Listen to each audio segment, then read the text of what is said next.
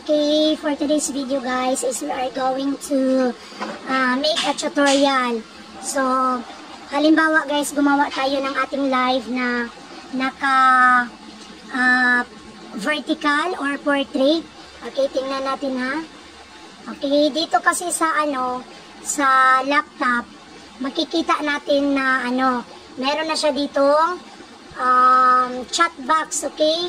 Easy lang sa atin na makapag-type ng chat natin guys kasi meron na siyang dito space sa right side. So, halimbawa guys, meron tayong mga foreign friends, diba?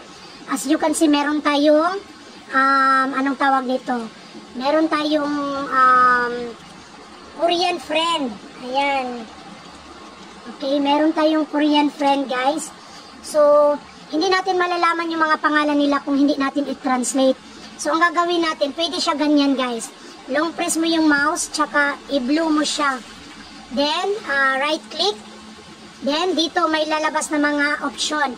So, copy link to highlight. Hahanapin mo yung translate to English guys. Ayan.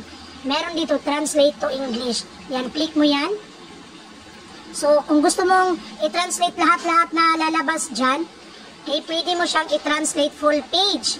Then, kung halimbawa gusto mo lang mabasa yung mga iilan sa mga lines dyan, okay, ito yung translation niya. Pero mas maganda pag naka-translate yung full page. Ayan. Translate natin full page. Okay, ayan. As you can see, nababasa na natin yung, i-click mo agad yung space dito para mawawala yung blue. Okay? As you can see guys, yung Korean name guys, nagiging English na.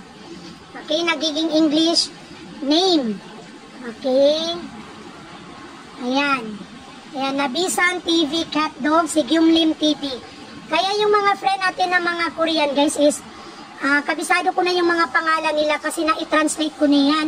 So, natatandaan ko na sila at mga member ko din. So, halimbawa is nagkakaroon tayo ng trouble guys sa pag-translate, just click dito ang refresh.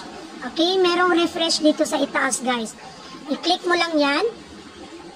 Okay, click mo lang yan. Halimbawa kung nagka-trouble yung translator natin guys.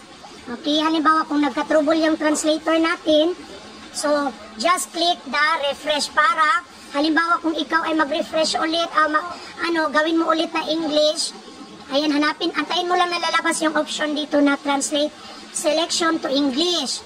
Ayan, so dapat translate full page guys para mabasa natin lahat as an English.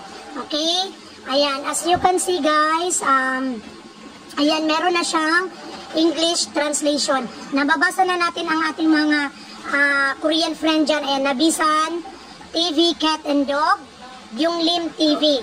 So, another option guys, or another, anong tawag nito? Another way to translate foreign language. Okay, meron tayong parang icon dito, oh. Andito yung profile natin. Then, meron tayong another icon dyan sa itaas. Okay, just, lalabas kasi yan yung, yung kung ano ang tawag dyan. So, translate this page. Meron din. Ayan. So, merong, detected language, ibig sabihin kung ano yung lingwahe nila, yun ang lalabas. So, pindutin mo lang yung English. Ayan, nasa kanan yung English. Okay? So, after mo mapindot niyan, kasi already translated na siya sa English, kaya hindi na siya nag-translate. So, pwede yan na dito kayo dadaan sa icon na ito. Kasi ito is, tinatranslate niya yung mga language na, na andito sa ating live chat. So, yun lang guys. Sana meron kayong natutunan. So, uulitin ko. Pwede nyo iganyan. Okay? Ano nyo siya guys. Long press nyo yung mouse nyo tsaka gawin nyo siyang blue. Okay? Gawin nyo siyang blue. Ganyan. Then, right click. Then, translate to English. Ayan. So, dapat translate full page. Ayan. Ganun lang kasimple guys. So, every time na merong magta-type dyan, kahit Filipino, ma-translate yan siya ng English. Kaya nga minsan, pag meron tayong mga friends dito, gaya sa inyo, na pumapasok sa aking live, nababasa ko via English. Kaya gumagamit ako ng cellphone na isa para Tagalog talaga yung pagkabasa ko ng inyong mga comment. So that's all for today guys. I hope you learned something new sa aking tutorial. Thank you so much for watching guys. Thank you for the love and support to my channel. God bless everyone. Bye bye. See you again.